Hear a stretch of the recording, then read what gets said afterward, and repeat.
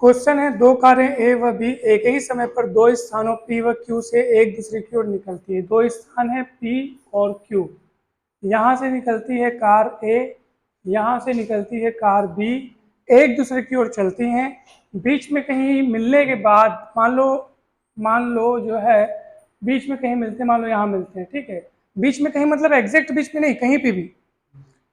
और बीच में कहीं मिलने के बाद अब कार ए जो है वो अपना जो यहाँ पे जैसे दोनों मिल गए, तो ए का जो बचा हुआ यात्रा है, ए को जाना है क्यू तक और बी को जाना है पी तक। तो ए का जो बचा हुआ यात्रा है वो कितने घंटे में पूरा करता है? 4 घंटे में पूरा करता है, ठीक है।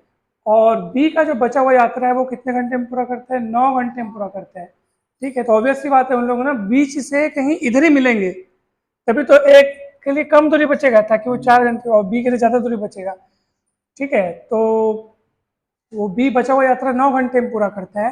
तो ऐसी स्थिति में आपको सूत्र याद रखना है। देखो, मान लो ए जो बची हुई यात्रा जो जितने समय में पूरा कर रहे हैं ना, उसको आप क्या बोल दो पता है? उसको आप बोल दो टी ए, बोल दो टी ए मतलब जो ए जो बची हुई यात्रा पूरा करने में, जो बचा हुआ यात्रा जिस समय में पूरा कर रहा है वो टी ए, और बी के द्वारा जो बची हुई यात्रा है वो पूरा करने में लगा समय मान लो टी बी, ठीक है। तो आप एक सूत्र याद रखना, ए की चाल बटे बी की चाल बराबर वर्गमूल बी का समय बटे ए का समय। समय को उल्टा कर देना यहाँ पे, याद रखना। जैसे ये ए बी है तो ये क्या हो जाएगा? बी ए। चलो अब बताओ ए की चाल कितनी है? वाह, ए की चाल 90 किलोमीटर प्रति घंटा है ना भाई, 90 किलोमीटर प्रति घंटा। बी की चाल आपको निकालनी है। बी का समय कितना है? जो बचा हुआ समय, याद रखना ये कौन सा समय है? ये जो बची हुई यात्रा में जो समय लगा है वो समय है, ये वाला याद रखना इसको। तो जैसे बी बची हुई यात्रा को 9 घंटे में पूरा करते हैं तो यहाँ पे 9 लिखेंगे। ए बची हुई यात्रा को 4 घंटे में पूरा करते हैं तो यहाँ 4 लिखेंगे, ठीक है ना। अब क्या करना पड़ेगा हमको? हाँ, अब वर्गमूल करेंगे तो अब 3 और 2 हो जाएगा जी, सही बोल रही हैं आप। अब वर्गमूल करेंगे तो 9 का वर्गमूल 3 और 4 का वर्गमूल कितना हो गया? 2। तो वीबी निकालने के लिए आप उसको 90 गुणित 2 बटे क्या कर दो? 3। तो 3 तिया 30, मतलब 30 दूनी 60। तो बी की चाल मिल गई अपने को 60 किलोमीटर प्रति घंटा। आंसर आ गया आपका।